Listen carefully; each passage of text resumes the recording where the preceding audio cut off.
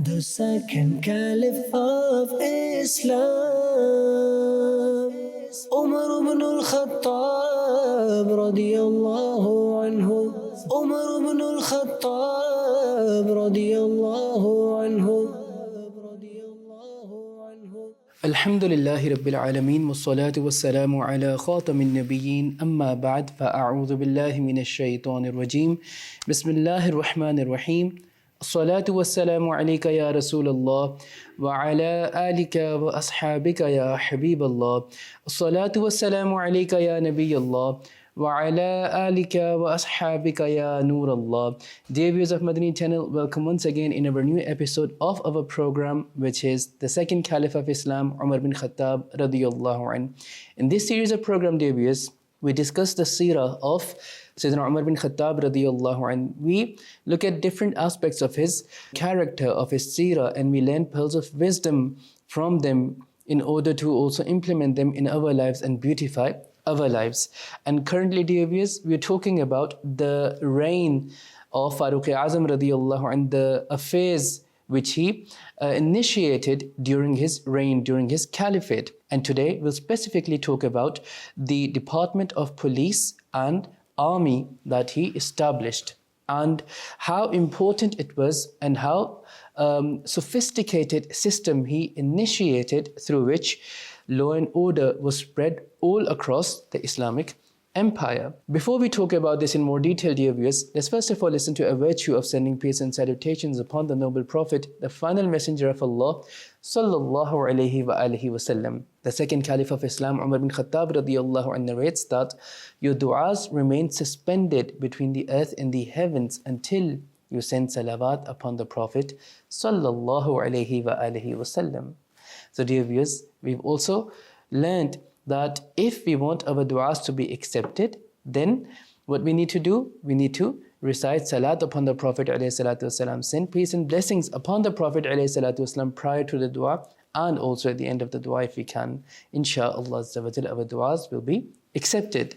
Sallu ala al-Habib, sallallahu ala Muhammad, sallallahu alayhi wa alihi wa sallam. Dear viewers, when we talk about the remarkable achievements that Farooq-e-Azam radiyallahu anhu had during his caliphate, then the establishment of the Department of Police and Army, this is also amongst the phenomenal achievements that he radiyallahu anhu had. As the Department of Police had completely been established during the time of Farooq-e-Azam radiyallahu anhu, and in the initial stages, when it came to the cases such as theft, robbery, etc., they were handed over to the Department of Police, who would deal with these cases. And Farooq-e-Azam radiyallahu anh, he himself would supervise this department. And Farooq-e-Azam radiyallahu anh would also keep an eye on the affairs of the people. And he radiyallahu anh would also appoint responsible personnel himself on the supervising and leading positions. Now, during the time of Farooq-e-Azam radiyallahu anhu, there was a very big market, you can say, that was established for all the Muslims, which was the trade center of all the Muslims. So all the Muslims, they would come and they would carry out their trade in this very market. And Sayyiduna Abdullah bin Utbah radiyallahu anhu was appointed as the head of the affairs of this very market. So Abdullah bin Utbah radiyallahu anhu, he would look after the law and order and other affairs of this very market.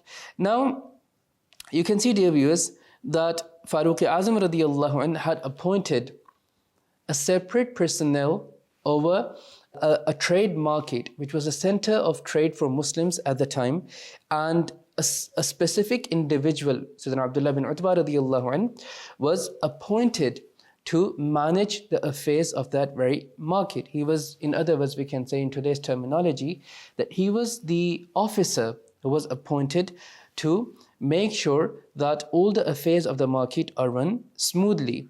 Similarly, dear viewers, Sayyidina Qudama bin Mad'un radiyallahu anh was appointed as the head of affairs of Bahrain. So these are just a few examples, dear viewers, that how Farooq-e-Azam radiyallahu anh appointed separate individuals to make sure that affairs of the area are run smoothly. During the time of Farooq-e-Azam radiyallahu anh, prison cells were also established, and criminals, they would be kept in those prison cells. And this would be up to the head of the state that which level of criminal would be sentenced to prison cell.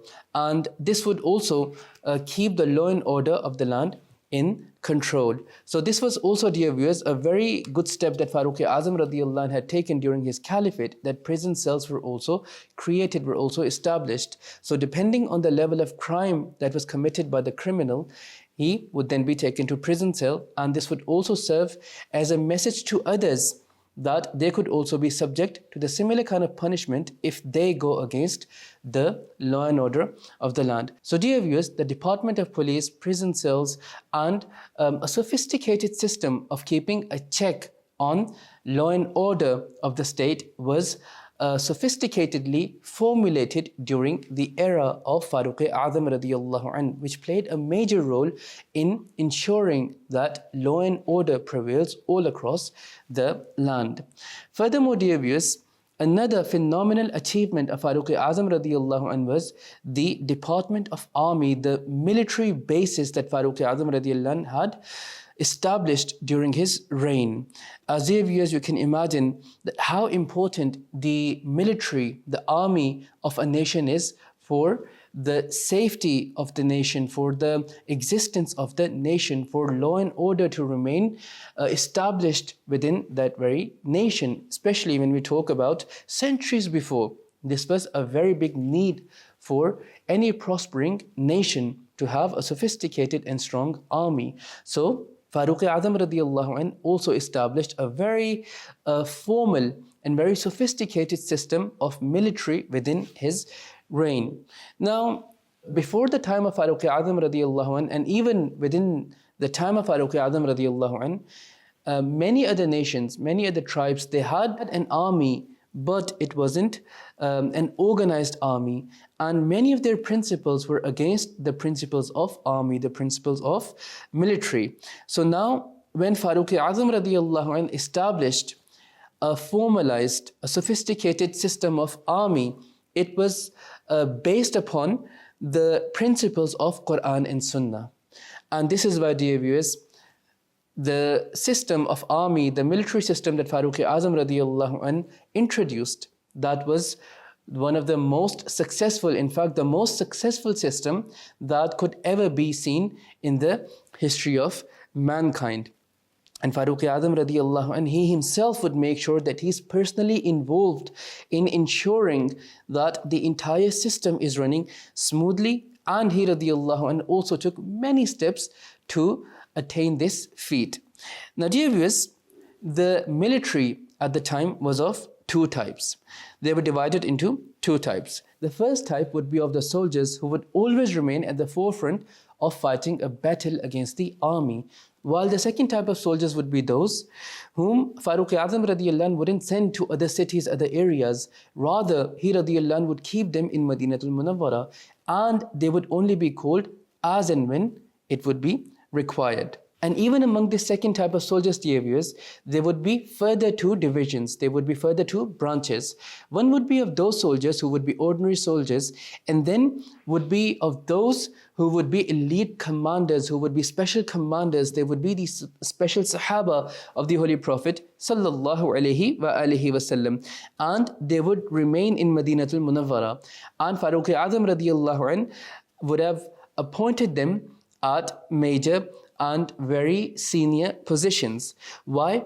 Because they were the Sahaba who were most experienced. They were the Sahaba who spent time in the company of the Holy Prophet sallallahu alaihi wasallam. They were the Sahaba who had participated in battles with the Holy Prophet alayhi salatu wasalam, and they would have learned directly from the Holy Prophet alayhi salatu wasalam. They would have taken blessings directly from the Holy Prophet sallallahu alaihi wasallam, who would be better than those who would have learned, who would have acquired knowledge directly from the Holy Prophet sallallahu alaihi wasallam. They would understand the basics, the subtleties of all affairs. So these very companions, they would stay in Madinatul Munawwara, and Farooq-e-Azam radiyallahu anhu would appoint them at the highest positions. There would be those who would be the ones to establish the system. They were the ones who would lay down the system and ensure that the system is run smoothly.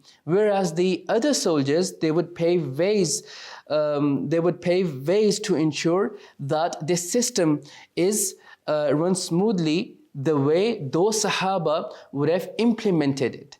So these Sahaba alayhim ridwan, they would be the think tank. They would be the most senior and the most intelligent amongst the Sahaba. They would be there to establish a system. They would be there to formalize a system. Whereas the other soldiers, they would be there to pave ways to ensure that the implemented system of those Sahaba is run smoothly through their expeditions, through their efforts. Now, dear viewers, another achievement that Farooq-e-Azam رضی اللہ عنہ had, or another feat, another system that he initiated, was that he started to keep a record of all the soldiers.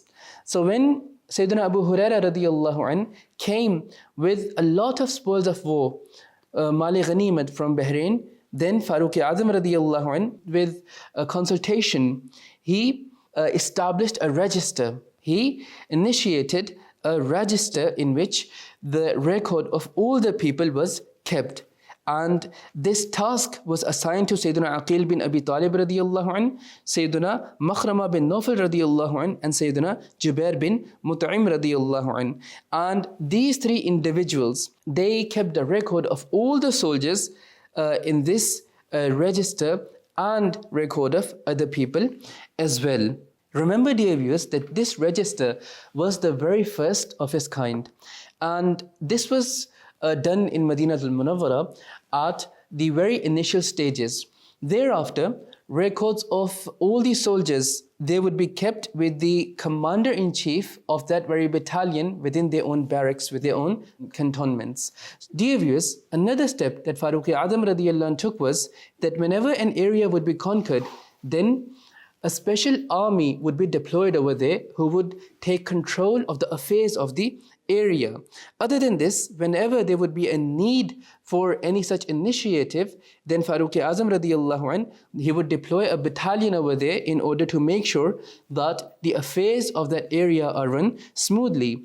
For example, when the king Harkal, he attacked many areas of Egypt through a naval attack, then Farooq-e-Azam radiyallahu anhu, he established barracks, military cantonments by the area, by the shore of the sea, to reply to the attacks of King Harkal. So Farooq-e-Azam radiyallahu anhu also took this step, that he created military barracks in the conquered areas and also in the areas where there was a need, like we've given the example, where in the areas that were by the shore of Egypt, there Harkal was attacking those areas through naval attacks. So Farooq-e-Azam radiyallahu anhu deployed military barracks over there in order to reply to those attacks of Harkal. Now, dear viewers, the military barracks that Farooq-e-Azam radiyallahu anhu deployed in the conquered areas, they were called Ajnad.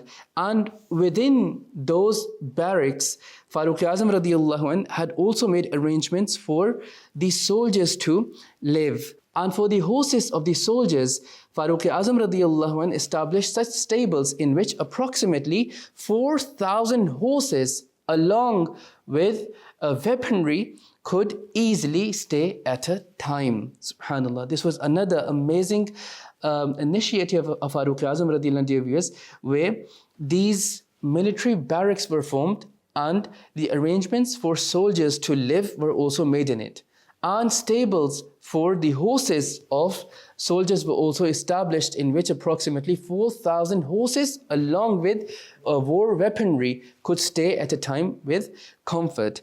And the actual purpose for such preparation was to tackle any attack of the enemy which they could suddenly launch, so that all of a sudden the soldiers, the mujahideen, could reply to the sudden attack of the army through the horses and the weaponry. Everything for the soldiers would be prepared, would be ready to launch an attack or to reply to the attack of an enemy all of a sudden. This was again the foresightedness of Farooq-e-Azam radiyallahu anhu, and this entire system that he established, the barracks, the soldiers, the horses, this was in fact acting upon the encouragement which is given in the Holy Quran in verse number 60 of Surah Anfal, where Allah Almighty says, translation from Kanzul Irfan, and prepare for them all the power, meaning troops, you can gather, and tie as many readied horses you can, so that you instill fear through this in the enemies of Allah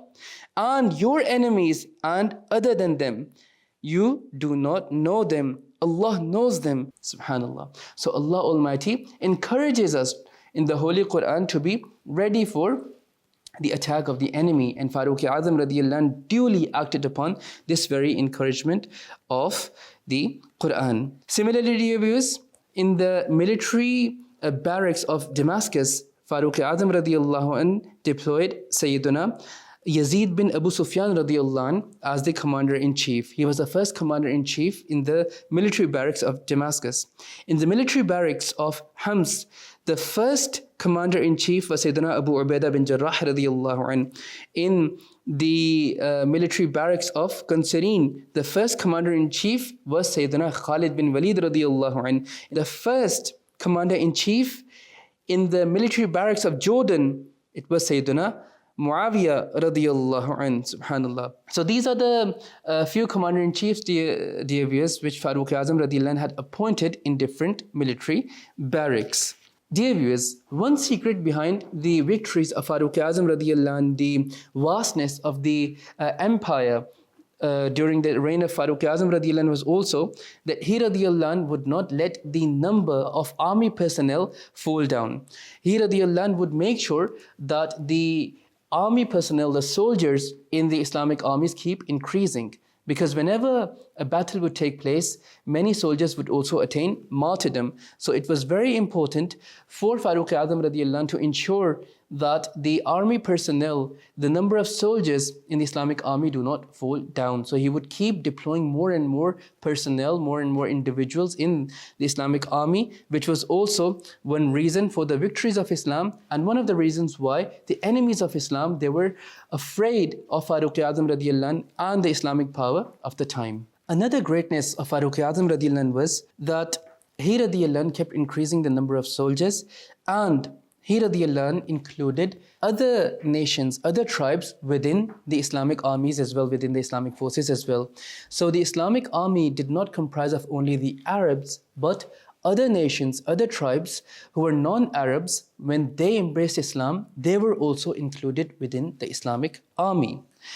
There was a specific battalion of the army of the king Yazdagird, who after the battle of Qadisiyah became Muslims. They embraced Islam. So Sayyiduna Sa'd bin Abi Waqqas radiyallahu anh included them all in the Islamic army, in the Islamic forces, and after that he radiyallahu anh settled them in Kufa and also appointed salary for them. So dear viewers, this is another remarkable wisdom of Farooq-e-Azam radiyallahu anh and other Sahaba alayhim ridwan, that they would include other tribes and nations within the Islamic army as well, within the Islamic forces as well. And this is one of the reasons why Islamic army expanded so much and why so much victory was gained by the Islamic forces. And this also shows the equality that was established during the time of Farooq-e-Azam radiyallahu anh. As anyone who embraced Islam, now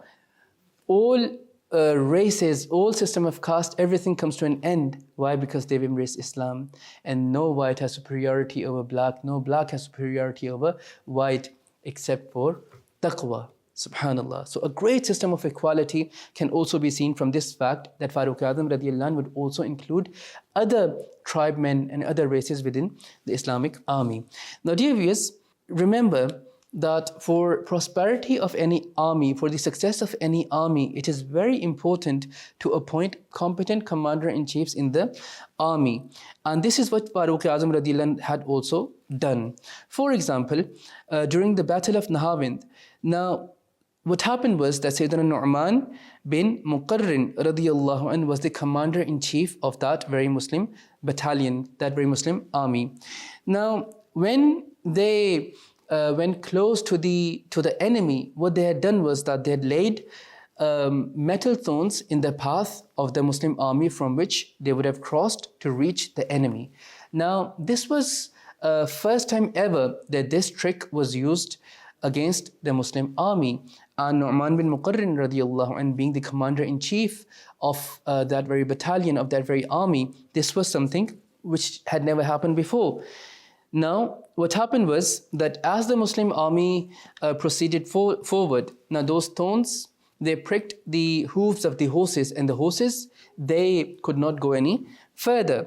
So what Nu'man bin Muqarrin radiallahu anh did over here, the strategy he adopted was that he moved to another place with his army.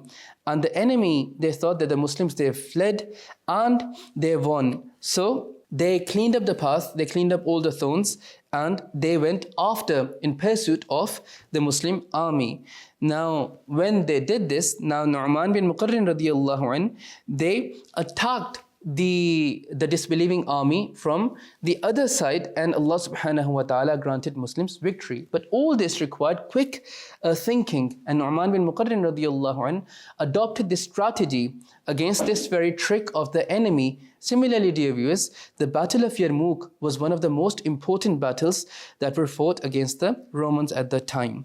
Now, what had happened at that time, dear viewers, was that Jabla bin Aham Ghassani, he was the commander of one battalion of the army of the disbelievers.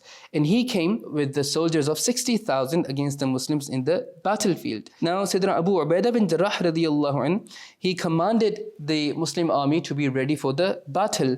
But Khalid bin Walid radiallahu anh, subhanallah, he executed a great war strategy over here. He said to Sayyiduna Abu Ubaidah bin Jarrah radiallahu anh, that the Romans, they have brought an army that is twice as much as our army, with the number of disbelieving army soldiers, and they've sent them. So the first attack of 60,000 soldiers that was launched on the Muslims, they're also Arabs, and Muslims, they were also, of course, Arabs at the time.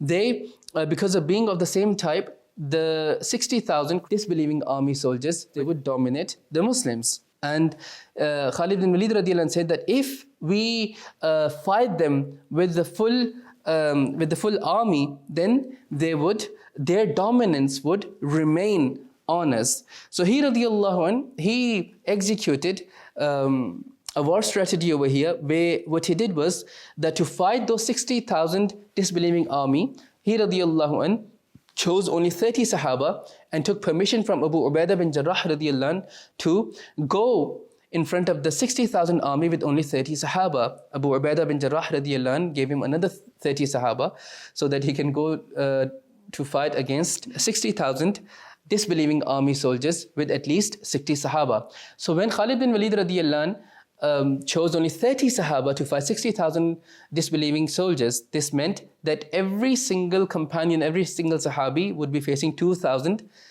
soldiers of the enemies. But again, when Abu Ubaidah bin Jarrah radiallahu anh sent another 30 with him, so this meant that Muslim army, every single companion, every single soldier in the Muslim army would be facing 1,000 soldiers of the enemy. So when Khalid bin Walid radiallahu anh went in front of the disbelieving army, they asked that, where's your army? Bring your army so we can fight. And Khalid bin Walid radiallahu anh said that this is our army. I was coming only with 30 soldiers, and this is our entire army, 60 people, and we will fight against you. Now, seeing this, the commander-in-chief of the disbelievers, he fell into a dilemma, thinking that if we beat this army of 60 people, then people will criticize us in terms of like, what is very big in it? What have you achieved? It was only an army of 60 people and you were 60,000 people. And he thought to himself that if we lose against 60 people, then again, this would be something against which we will be criticized. So mentally, the disbelieving army, they were put into such a dilemma where this shook their soldiers. And this was a very big war strategy which Khalid bin Walid radiallahu anh deployed against the enemy at the time, which really worked in the favor of Muslims. And ultimately, the Muslims, despite being very few in number, they won against the disbelieving army. They won against the enemy. And this is how wisdomful and foresighted Farooq-e-Azam رضی اللہ عنہ was, that he would choose the commander-in-chiefs of the armies who would have that wisdom, that competency, that ability to be the rightful contender of that very post, being the commander-in-chief of the army. And this was very, very important for the prosperity and success of any army. Now, dear viewers, Farooq-e-Azam رضی اللہ عنہ, he specially looked after the soldiers as well. He رضی اللہ عنہ had appointed good salaries for the soldiers, because he رضی اللہ عنہ knew that because they're fighting all year long in the way of Allah, they're fighting for the state, so they wouldn't be able to do anything else. So he رضی اللہ عنہ had appointed very good salaries for them, and he رضی اللہ عنہ had also appointed an annual increment for them. Other than this, dear viewers, he رضی اللہ عنہ also gave holidays to the soldiers, and initially some soldiers would be given leave after 6 months, and some would be given leave after 1 year. But after he heard a woman, because of being away from her husband who was a soldier, Farooq-e-Azam رضی اللہ عنہ, he sent out this notification that every soldier should have a leave after 4 months of duty. So from battlefield, he should go on leave to his house after 4 months. No one should serve the army for more than 4 months period in a row. There's so much to talk about, Dave. There's so much to cover, but the time doesn't permit us. But this was very briefly how Farooq-e-Azam رضی اللہ عنہ established a formalized structure of police and army, which was a very big reason behind the spreading of Islam, behind the victories that Farooq-e-Azam رضی اللہ عنہ had, and behind the element of Islam being spread in far and wide lands. This was all for today's episode, dear viewers. Inshallah, we'll be back with another episode and another perspective of Farooq-e-Azam رضی اللہ عنہ's seerah. May Allah Almighty shower His countless mercies and blessings upon our master, the second Caliph of Islam, the leader of the faithful, Sayyiduna Umar Bin Khattab رضی اللہ عنہ, and may Allah Almighty forgive us all without accountability for His sake. Ameen. Bijahi Khatam al-Nabiyyin sallallahu alayhi wa alihi wa sallam. Sallu ala al-Habib sallallahu ala Muhammad sallallahu alayhi wa alihi wa sallam. The second Caliph of Islam, Umar bin Khattab رضی اللہ عنہ. Umar bin Khattab رضی اللہ عنہ.